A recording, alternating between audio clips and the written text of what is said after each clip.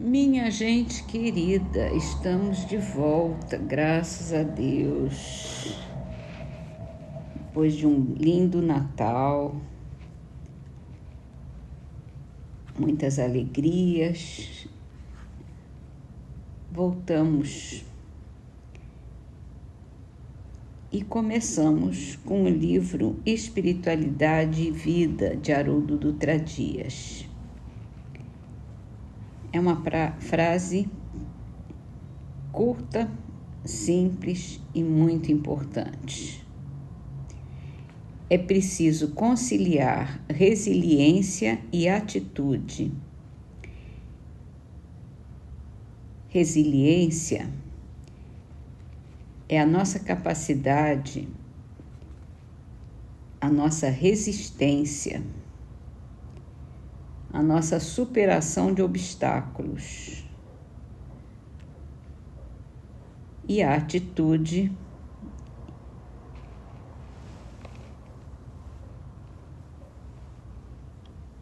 positiva de enfrentar, de aprender com as nossas experiências e nos tornarmos melhores e capazes de viver com plenitude.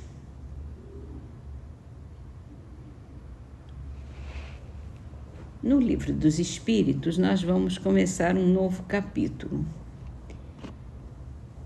da intervenção dos espíritos no mundo corporal.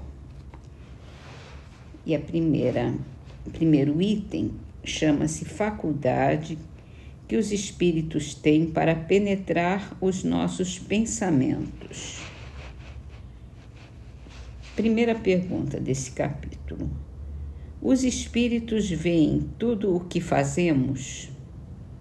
Eles podem ver, porque constantemente estão à nossa volta. Cada um, porém, só vê aquilo a que dá atenção. Não se ocupam com o que lhes é indiferente. E isso é que nem a gente. Quando está num lugar público, a gente só vê aquilo que nos chama atenção, aquilo que nos interessa. Está acontecendo uma porção de coisa à nossa volta e nós não percebemos. Assim, os espíritos, a mesma coisa. Eles estão ao nosso redor a todo momento, mas eles só vão dar atenção àquilo que interessa a eles. E aí eles vão prestar atenção e vão olhar. Não quer dizer que eles não possam ver, é que eles não interessa ver para eles. Se a gente não é conhecido, se a gente não é nada de importante para eles, vamos passar como simples desconhecidos. Vamos então para o livro A Gênese. A gente começou lá no dia 15, faz mais de 10 dias, o capítulo Gênese Mosaica, falando dos 6 dias, e lemos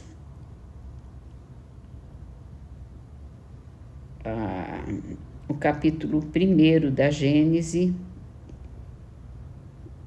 do Velho Testamento, e os versículos de 1 a 7 do capítulo 2.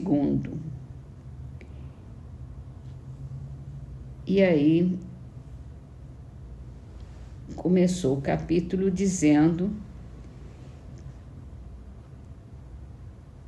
que ele vai dar algumas explicações complementares para tornar compreensíveis as partes que precisam de esclarecimentos especiais. Então vamos a ela. Sobre alguns pontos, sem dúvida, há notável concordância entre a Gênese mosaica e a doutrina científica, mas seria um erro acreditar que basta se substituir os 6 dias da criação de 24 horas por 6 períodos indeterminados para fazer a analogia. Não menor erro seria acreditar que, fora o sentido alegórico de algumas palavras, a Gênese e a ciência caminham lado a lado, sendo uma, como se vê, simples paráfrase da outra.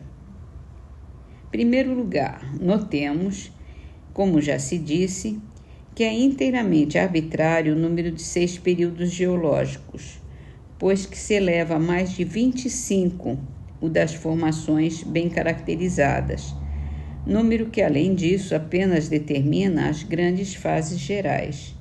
Ele só foi adotado no começo para encaixar as coisas, o mais possível, no texto bíblico, numa época, aliás, pouco distante, em que se entendia que a ciência devia ser controlada pela Bíblia. Essa é a razão pela qual os autores da maior parte das teorias cosmogônicas, tendo em vista facilitar a aceitação, se esforçaram por se pôr de acordo com o texto sagrado. Logo que se apoiou no método experimental, a ciência se sentiu mais forte e se emancipou. Hoje, ela é que controla a Bíblia. Por outro lado, a geologia, tomando por ponto de partida unicamente a formação dos terrenos graníticos, não abrange no cômputo de seus períodos o estado primitivo da Terra. Tampouco se ocupa com o Sol, com a Lua e com as estrelas, nem com o conjunto do universo, assuntos estes que pertencem à astronomia. Para enquadrar tudo na Gênese, cumpre-se acrescentar um primeiro período que abarque essa ordem de fenômenos, a qual se poderia chamar período astronômico. Além disso, nem todos os geólogos consideram o diluviano como formando um período distinto, mas como um fato transitório e passageiro que não mudou sensivelmente o estado climático do globo, nem marcou uma nova fase para as espécies vegetais e animais, pois que, com poucas exceções, as mesmas espécies se encontram assim antes como depois do dilúvio. Pode-se, então, abstrair desse período sem menosprezo da verdade. E assim, a gente vai continuar nos próximos dias esse capítulo. E, para terminar,